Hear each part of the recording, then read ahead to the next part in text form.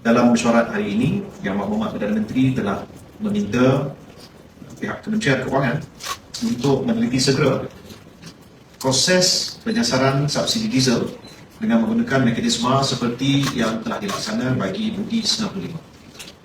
Dan pihak Kementerian Kewangan akan diminta untuk membentangkan dalam sama ada mesyuarat Majlis Tindakan Ekonomi Negara ataupun mesyuarat Jemaah Menteri dalam minggu yang akan datang.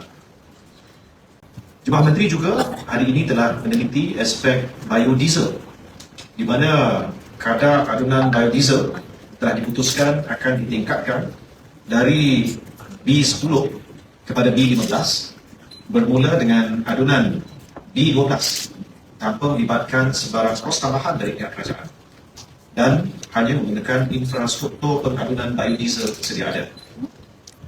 Menteri Perdagangan dan Komoditi telah memaklumkan kepada Jemaah Menteri bahawa infrastruktur sedia ada bagi biodiesel B20 pada waktu ini terdapat di seluruh negeri Sarawak kecuali di Bintulu, juga ada di Labuan dan Langkawi.